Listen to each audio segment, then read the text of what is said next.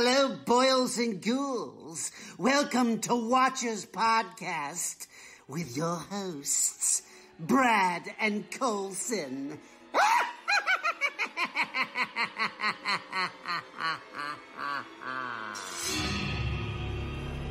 We all go a little mad sometimes.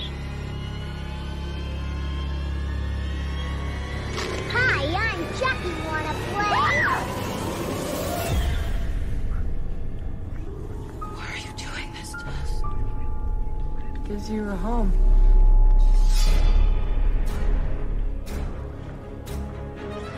I met him 15 years ago. I was told there was nothing left. No reason, no conscience, no understanding, and even the most rudimentary sense of life or death, of good or evil, right or wrong. What's your favorite scary movie?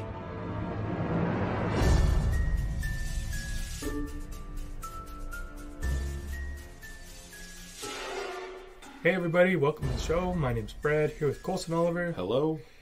And today we have so much fun for you. Because we're back to horror. That's right. We've been doing some other stuff along the way. Some other genres, if you will. Mm-hmm. But I'm excited to do a horror movie again. Yep.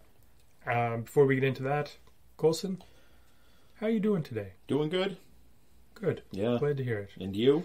I'm doing good. That's Audience, swell. All 6 of you, how are you doing today? I hope you're doing good as well. Yes. Have you been watching anything? I did. I watched a movie on Netflix called Athlete A. Okay. It's a documentary about the gymnastics Larry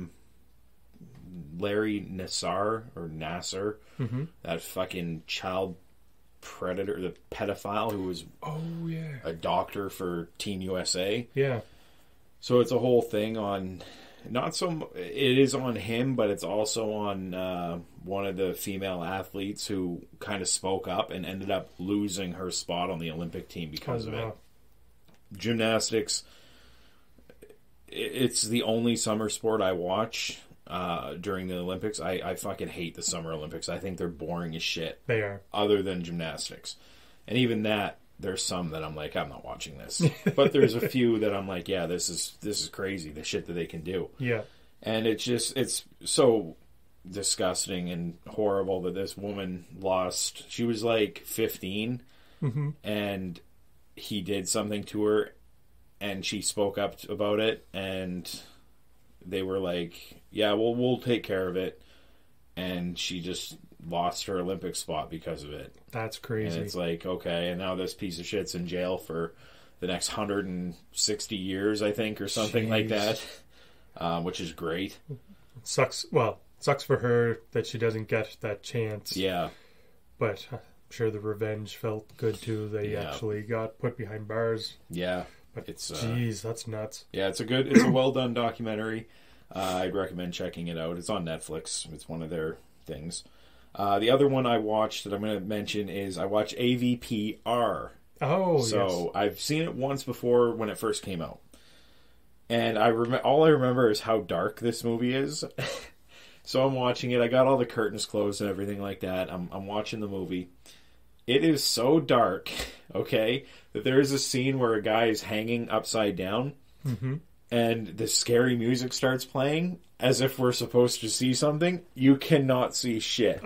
You can kind of see something shifting a little bit in the corner of the screen, making its way down. It's the darkest movie I've ever seen in my life. That's crazy. And I read notes on it, like I read trivia, and it was like the cinematographer said that, monster movies should be dark and it's like, yeah, okay. But not pitch black. Yeah. You can't see shit. It's fucking awful. Such a decent story to do. Yeah. And it's just completely screwed by not being able to see anything. That's crazy. So, yeah, it's a rough watch to sit there and know something's happening but not being able to see it. Yeah. So those ones I checked out. Nice. What about you? I watched a movie called Our Father. It's another Netflix documentary. I watched that too. Yeah. That guy's another fucking creep. Wow. At first, going into it, I'm going to sound like an asshole. But I was kind of like, well, I mean, they were like, oh, he's basically used his own semen Yeah. in all these women that were trying to get pregnant. Yeah.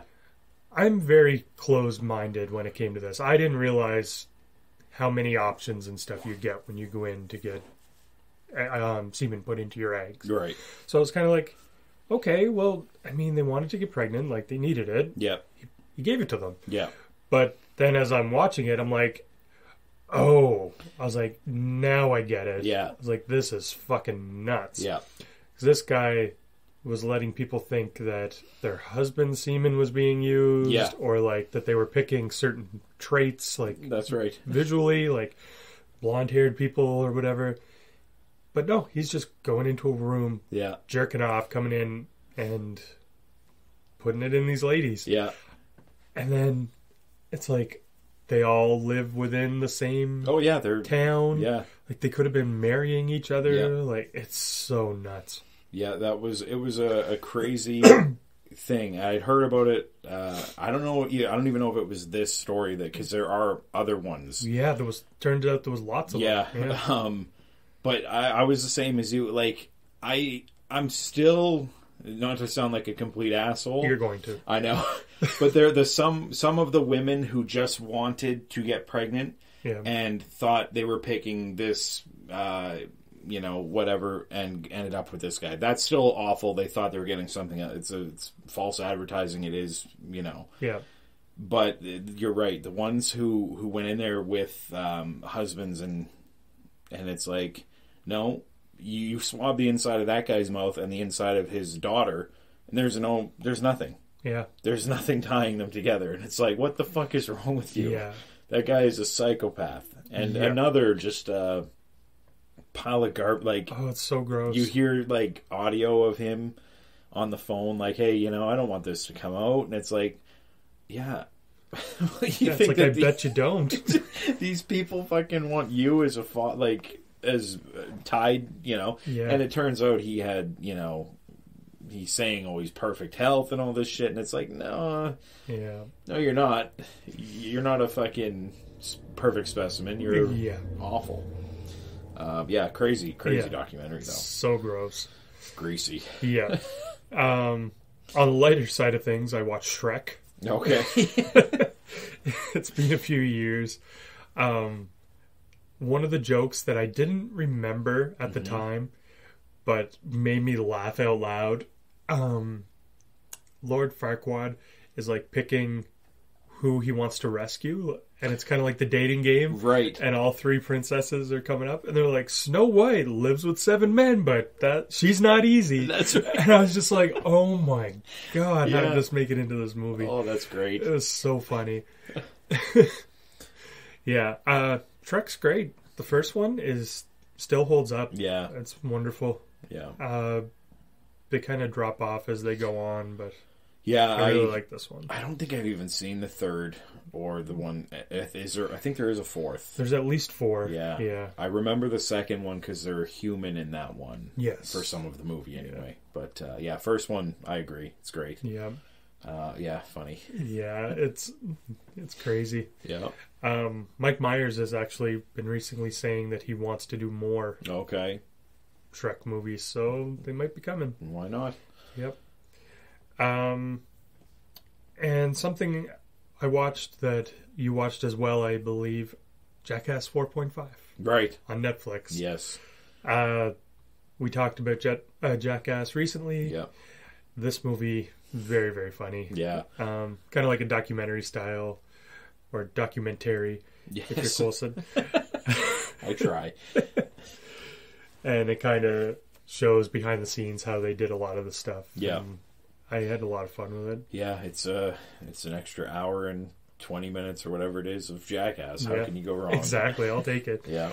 There was one thing in this movie that made me laugh harder, I think, than anything in the actual movie. Okay. Or like anything I've seen in a long time, where they have a COVID meeting. Oh, yes. Slight spoiler here, but they get the whole crew. They're talking about how they're trying to like film this movie during COVID. Yeah. So they're doing a presentation. They're inside like one of those tents that just has like the 4 poles and a little tent on top. And the tables, and they're all sitting around talking. Then all of a sudden, a bouncy house inflates under the table. Yeah. And it's huge and just like takes up the whole room. It's great. It was so funny. Yeah, tables go launching, everybody tips over. Very funny. It was just so stupid, but I couldn't stop laughing. I thought it was great. Yeah, that was their introduction back, like first day back to shooting, and it's like, and I think Aaron McGee says like, I thought we were supposed to take this shit seriously. It's like, yeah, they're supposed to take it serious, but they're making a joke out of it. Yeah. Yeah, very funny. Yeah. And that's pretty well everything I watched. Okay. Except for Drag Me to Hell. Okay. The movie we're going to be talking about today. I assume you watched this as well. I did. Good. Yeah. It's going to make this a lot easier. It will. Currently sitting at 6.6 on IMDb and directed by Sam Raimi. And tell us a little bit about it. Okay, so the plot is a loan officer who evicts an old woman from her home finds herself the recipient of a supernatural curse. Desperate, she turns to a seer to try and save her soul, while evil forces work to push her to a breaking point. Spoiler alert. Yep. Runtime's about an hour and a half, a little bit more, hour 39. Cast, we have Alison Lohman playing Christine, Justin Long is Clay, Dileep Rao is Rom, and Lorna Raver as Mrs. Ganoush. You seen this one before? I did. Okay. Yep. This is my 3rd time. Okay. Yeah. The first time I watched this movie, I hated it. Me too. Completely. This is only your 2nd time? Only my 2nd time. Okay, so don't spoil how you feel about it yet. No. I'll tell you my 2nd time. My first time, I was the same as you. I hated the movie. I thought it was fucking awful. Yeah. 2nd time, which was about 5 years ago, I loved it. I thought it was great. Okay. 3rd time, we'll get into it. All right. So yeah, if you have anything you want to say, I'll let you go. I kind of cut you off there. No, that's good. I didn't realize how many horror movies Justin Long was in. Yeah. Until I started watching this, and then I'm like, wait, he did Jeepers Creepers and Tusk and this. I think there was probably something else too. I think there's another one. It's not ringing any bells yet, but he's been in a lot of stuff. Yeah. This movie kind of lays out the whole movie in the first scene. We get the whole idea, really. It's a kid who stole a silver necklace from gypsies, and he's now hearing voices, and they take him to this woman. They perform like an exorcism or seance or whatever the hell it's called. Yep. And he ends up falling off the balcony. The ground opens up, and it drags him to hell.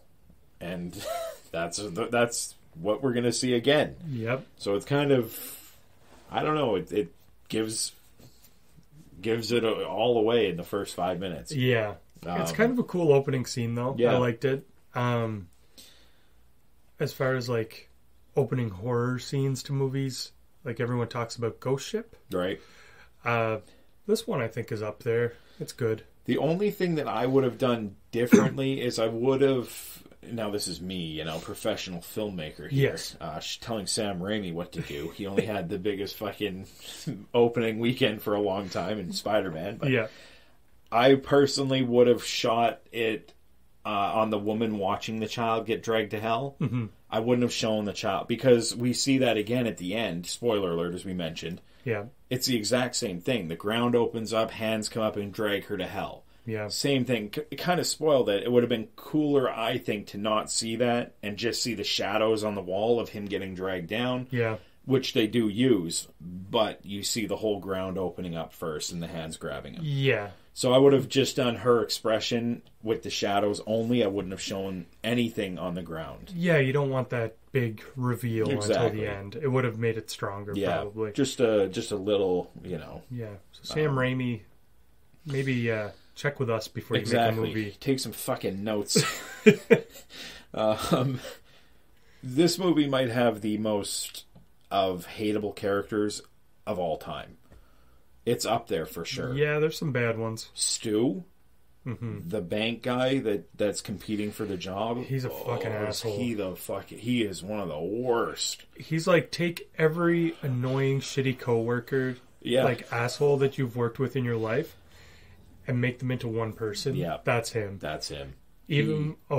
There's one scene where I just want to punch him in the head when he's like, he tells her to go get him a sandwich. Yeah, go get my turkey. Yeah, I'll take a turkey club. Turkey she's club not asking. he says with spicy mustard. That's all the detail. Yeah. A turkey club with spicy mustard. And then he's sitting there and she's like, oh, you messed up my order. She's like, what? He's like, yeah, it has mayo on it. I said no mayo. And she's like, you didn't say that. Yeah. I was like, it's okay. I'll let it slide. And just like, oh, I hate you. Can I just tell you before he even said it, if he said, yeah, get me a turkey club, yeah, it wouldn't have been right. No. And you wouldn't want to have eaten it, because what would have been on there would have been fucking gotten me arrested. Because I would do shit to that sandwich that fucking this most starving person in the world would want to eat it. Oh. But you just gave me a sandwich before we started making this. Wasn't it? Did it slide right down the gullet? Was it delicious? Yeah. Oh, no. Yeah. Okay, we're going to take a quick break while I go get my stomach pump, and we will return with the rest of our review of Drag Me to Hell. And we're back. I'm feeling much better. That's good. All right, let's continue. Took a stupid turn. Mrs. Ganesh, whatever the fuck her name is. She is just another awful character in my opinion. Yeah. Tapping the fingers, the disgusting fingernails on her desk. Pulling her teeth out, candy. Coughing up some sort of yellow fluid. Yeah. Spitting. Oh, it's gross. And the exaggerated noises whenever they're like taking the teeth out and stuff, it's like it's so gross. Cranked to 11 for sure. Yeah. Yeah, she fell behind on her payments. I really don't have. I'm not the most sympathetic person in the world. Yeah. I could give a shit. You didn't fucking make your payments. You signed a paper saying you would. Fuck off. Die in the street for all I care, you old bag.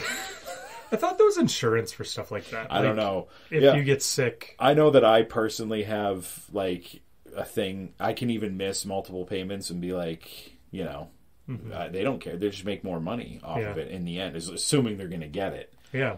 She missed 2 and they didn't want to give her a 3rd. Yeah. So they fucking, she does what she feels is going to get her that job. Yeah. Which, she goes into her boss, another guy who's very annoying. He's not a horrible, hateable person. At first, you think he's going to be though. Yeah, and then it turns out he's not that bad. He's annoying. Yeah, but he's not like Stu. He's not like that. Yeah. But yeah, he puts her in the situation like you got to make a decision, you know, and yeah, because he doesn't outright say like we're not doing it. Exactly. He's just like, okay, you want this assistant manager position. Yeah. It's your decision. Just a few minutes before that, he had said how Stu is like, you know, he's a go-getter and he's willing to do the dirty work. Yeah. And that's in her head. That's why she does it. Yeah. She ends up going crazy in there, like calling her names in some language, and she's yelling at her. And yeah. It's a wild scene. She gets tossed out. Now, did you notice the vehicle? Yes. Okay. The Sam Raimi vehicle that's in every movie. Yeah. I saw it. I was like, hey, that's the Evil Dead car. Yeah. It's fun when you see that. That is. It even makes it into Multiverse of Madness. Oh, really? Yeah. Oh, cool. Yeah. That'll be fun to watch for. It's kind of obscure, but you'll notice it as soon as you see it. Yeah, this is where the boss, he dangles that job in front of both of them. Mm-hmm. Not privately either. He does it like he's very loud about it, and I don't even know if he's meaning to be. Yeah. Like the guy gets some tickets to a game, whatever sports game. Lakers, I think. Yeah. These are floors. Like, this is great. And she's like 15 feet away watching this. Yeah. It's like, take him into your office. I don't know. And don't accept gifts like that. It's greasy. Like, yeah. So yeah, he's just kind of a douchey guy like that. Yeah. Moving ahead in the parking garage, that scene, because she's walking and we see the car again, which was in a handicap spot in front of the bank, and now it's parked in this garage. She notices it. I think it does a good build. Yeah. Dark setting, but not Alien vs. Predator dark. Right. You can see everything very fine. But it's slow and builds well, I think. It does. And there's good misdirection. Yeah. Like, you're seeing that yellow car, you're thinking, okay, someone's in that, lights are gonna come on, it's gonna ram into her or something. Yep. Then it's like, surprise, she's in the back seat. Yeah. Like, I thought that was really well done. Yeah. It was a hanky chief or something. Whatever they're called. Handkerchief. And it's floating and she follows it. And I was trying to think if that got me or not in the theater, because it's not we've mentioned this before in these days of horror movies, especially the Conjuring universe and Insidious movies and stuff like that, where you see the thing and it's a very loud scream rush at you. Yeah. This one, she follows it, and then we see something in the back seat, and she just slowly leans forward. And it's like, oh shit, like she's in her fucking car. It's super creepy. Yeah. And then the fight is on. Oh yeah. They're going at it. More so her getting rear naked choked. Yeah. The staples. She gets like 2 in her forehead and one seals her eyelids together. Like right in the eyeball, pinning it closed. Yeah. Great shot. Yeah. This whole car fight scene is wild. It's crazy. It's another one that may have made it onto my top 10 fights. Right. If I had thought of it. Yeah. Yeah, you get a great part where she's like speeding in the garage trying to like get this woman off her. Yeah. Grabs her seatbelt, clips it on, hits the other car. The woman goes flying forward. It smashes her teeth on the dash. Hits the dash and the teeth fall out. Yeah. Ugh. And then they just become another weapon because now she has these daggers for teeth. That's right. When her teeth fall out, she starts biting her without her teeth on the chin. Oh. And the noise, it's like she's gumming her like it's disgusting. So gross. And it's very slimy and it's very wet. Yes. And yeah. Yeah, Sam Raimi, he really goes for the gross out stuff in this movie. For sure. Like the gore itself, minimal. Yeah. But there's some really gross out stuff that happens. That being one of them. Yeah, for sure. There's another part where the old lady is dead. Yeah. And the body falls on top of her and all the like embalming fluid. Yeah. I assume it is. That's what I thought. I guess. Yeah. Ugh. It's like a home funeral, so who knows what it is. Exactly. And starts pouring into her mouth. Yeah. There's another part where she's eating cake and an eyeball is in the cake and she pops it. Yeah. There's a lot of gross stuff. Yeah. There's and it's mostly done to Catherine. Yes. The main character. Yeah. Christine, not Catherine, sorry. Christine. Catherine doesn't sound right. And that's the whole movie's basically her being tortured because no one else is seeing any of this stuff. Yeah, no. She has the curse. Very Sam Raimi, where he just fucking tortures. Yeah, that's right. He's like, there's one scene in particular where she's home alone, she's in her bedroom, and the wind blows in, like picks her up and throwing her around, right? Like slamming her into cabinets and stuff. It's very Bruce Campbell getting beat up in The Evil Dead. That's right. I thought there's a scene where she's baking a cake. Clay had left her, whatever. He's like, I'll be back in an hour, or whatever the hell he says. And I thought that they did a good job of the supernatural effect, like the curtains blowing, you hear the creaking noise and stuff like that. Because at this point, you don't really know. All she did was she took her button in the fight scene and she said something and then she gave it back to her. So you don't really know what the hell is going on. Yeah. We see pots and pans moving, stuff like that. And the shadow on the wall, you kind of see some sort of a figure. It looks like it has horns and whatever. Yeah. But I thought they did a good job there. It looked good. It sounded good. Setting up for what's later to come. Yeah. There's one shot in that part too where she's like runs upstairs and locks the door. Yeah. And you see the shadow of like the goat demon legs. That's right. I liked that a lot better than in is it Insidious, where you see the goat feet stomping across the floor. That's right. So stupid. Yeah. The scene where they're sleeping and we get the fly. The fly actually lands on the camera lens, which I thought was funny. Yeah. Because it kind of does that blurry and then focuses on... And the fly's... he's rubbing his creepy little hands together.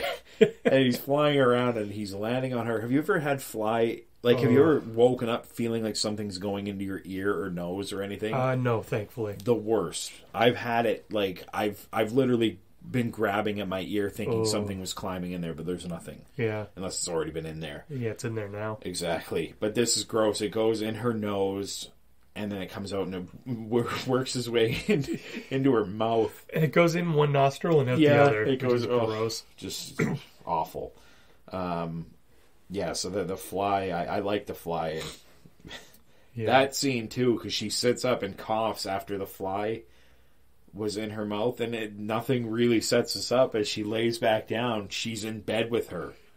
And that's another scene where she vomits, like, bugs all over her. Yeah. Or, like, maggots and flies and shit. It's just awful. Yeah. But I think, like, I have at the bottom the jump factor thing. I think that this one got me in the theater. Probably. I think it's been like 13 years or whatever. So it's tough to remember, but I imagine that one got me. Yeah. There was one scene in this that got me where the old lady just like pops out of the window in the house. Yeah. I wasn't expecting it at all. I just kind of like jumped back a bit, like, whoa. They do. They're gross. She gets a bloody nose. You mentioned, I think you said that, eh? How it sprays out all over her boss. Yeah. And that scene made me because it hits him and he's like, what's his line? He goes, he says, did it get in my mouth? Did I get it in my mouth? Yeah. And it's like, one, you should know. Yeah. Taste iron. Or copper. Yeah. But it was funny. I like that she just goes back to work the next day and there's like no real mention of it. Yeah. You're like, hey, you just shot like 3 gallons of blood out your nose. Like, exactly. How you feeling today? And she's totally fine afterwards. Like, that's right. You think you'd be a little weak. Yeah. And at that scene, she leaves her work on the table and Stu steals it. Yeah. Just adding to the hateability of that character. Yeah. Steals her shit. And that was, that's what led up to that scene, I think, was him.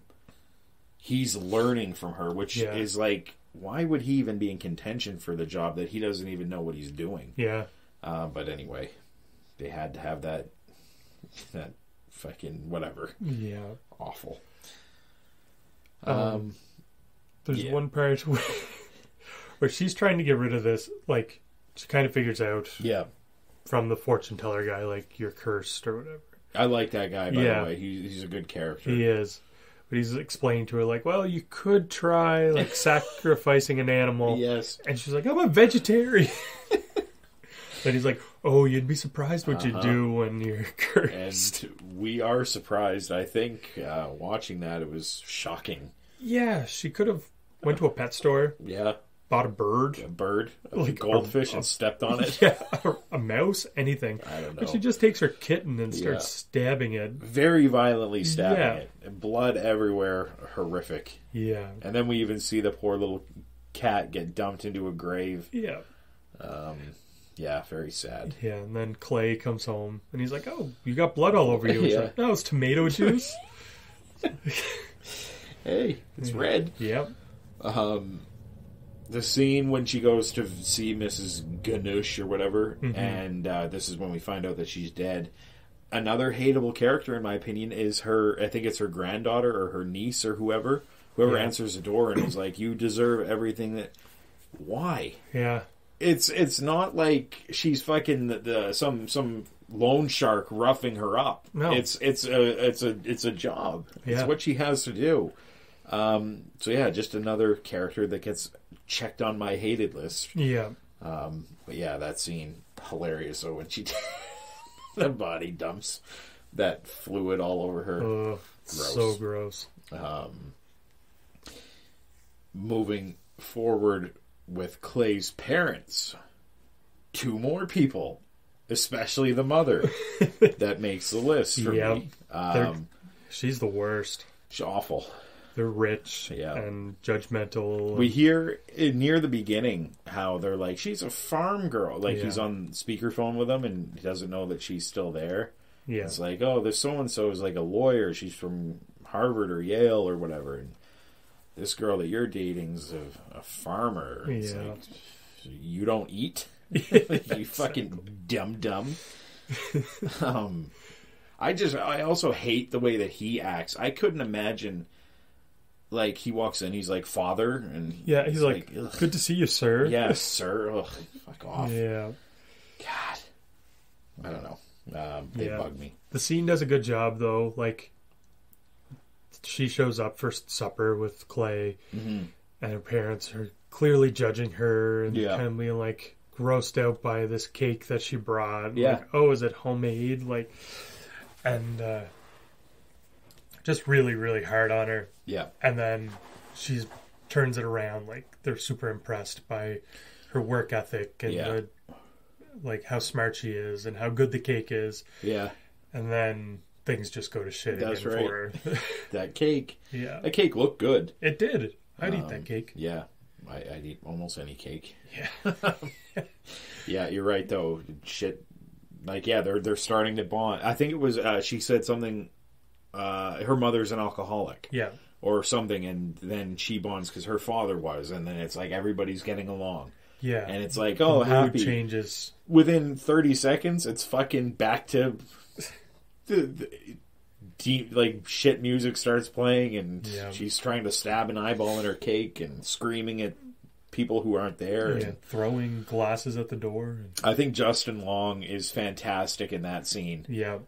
Because he's kind of seeing her starting to act up, and he's doing everything that he can. And she chokes at the one point and coughs out that and just the way that he's acting is like, oh, wrong pipe, like, what's happening here? I thought he was great there. Yeah, he was.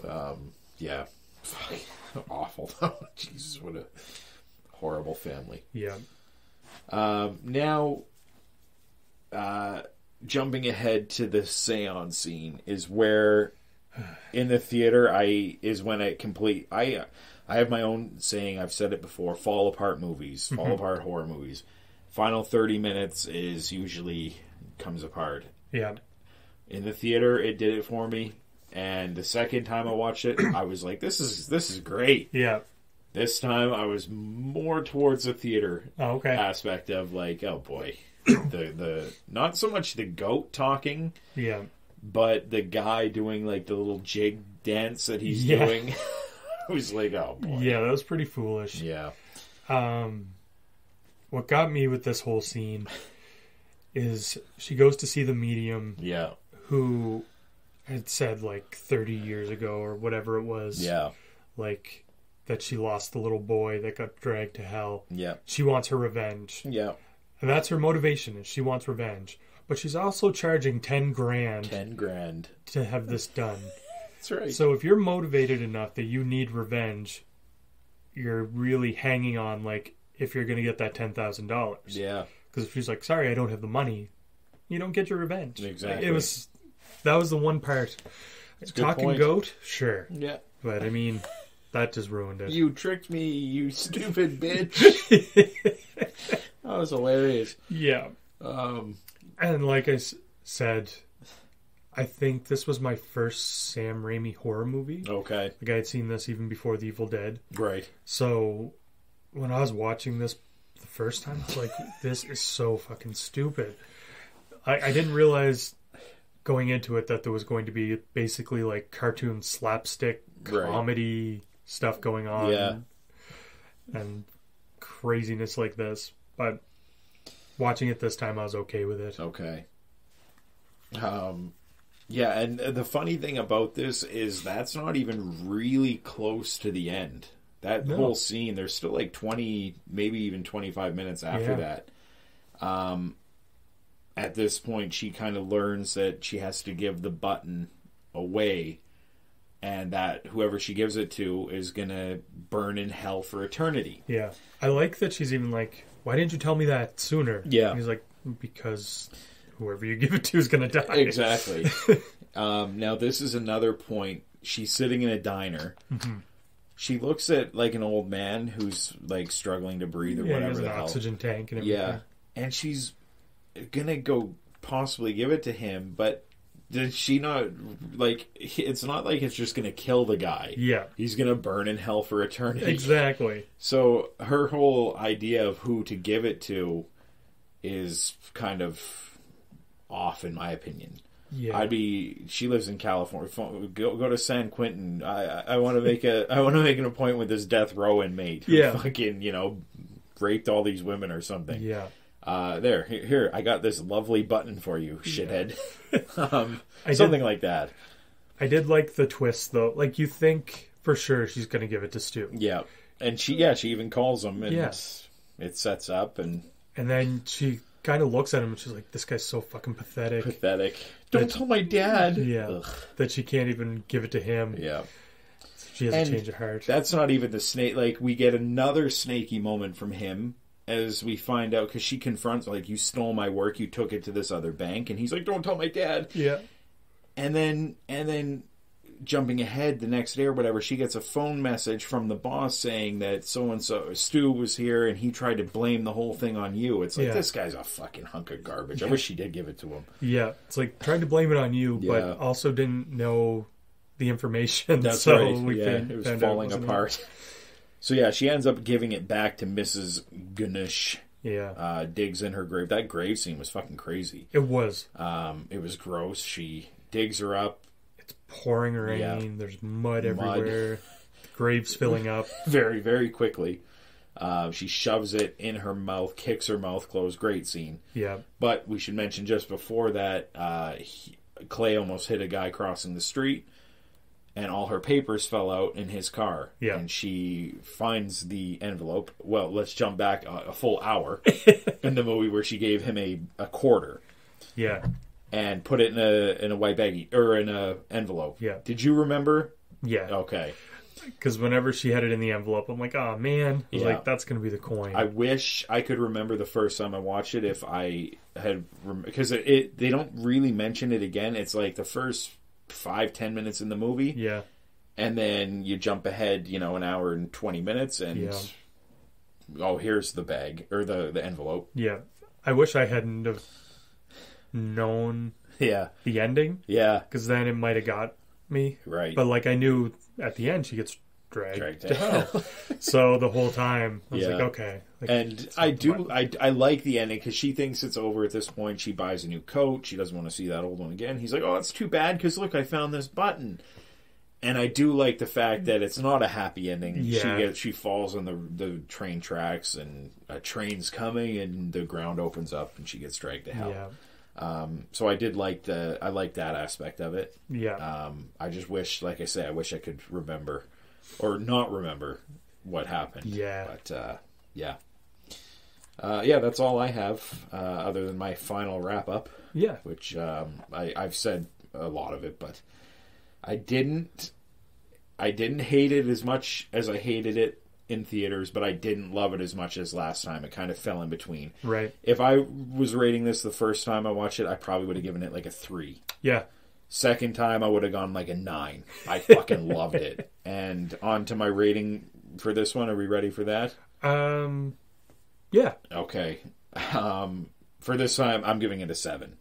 Perfect. So yeah, rate there.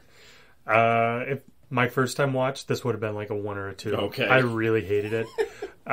This time, I'm right there. 7. Okay, I thought it was really fun. Yeah. I knew what to expect going in this time. Right. It could have been bumped up a little bit higher if some of the gore was like, there is some practical stuff, but I wish a little more of it was. There's one part where an anvil falls on the old lady. Yes. And it's very like cartoony looking. That's eyes shoot out and land on her face. Yeah.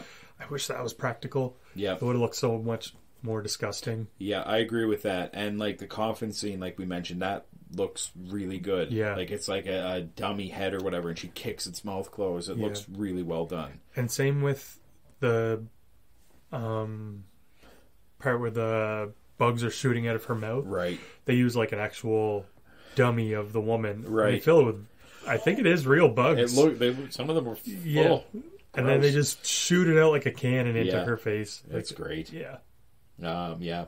So we're both at 7s. You want to do spooky? Yeah, spooky, scary, or terrifying. I put this as spooky. It's spooky. Yeah. It's borderline horror comedy at times. Yeah, for sure. Like it's a little silly. But I liked it. Yeah.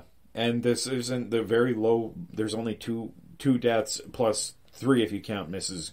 But we don't see her die. She's dead. Dead. The kid at the beginning and Christine. So there's no favorite. They're both the same deaths essentially. They get dragged to hell. Yeah, I'd pick Christine just because there's that split second shot of her face like melting off. It's cool. Yeah. Did you watch? I should ask. Did you watch the director's cut or whatever? I watched the unrated one. Okay, me too. Okay.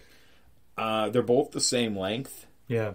But apparently the unrated one just has more blood. Oh, okay. So I'm assuming like the nosebleed scene is an extent, like maybe 10 seconds longer or whatever, or maybe not that long, but you know, because if they're both an hour 39, it's just a few things got bumped up, which always go for unrated. Yes, if you have to take away one piece of information from this podcast today, always pick the unrated version. That's of the movie. right.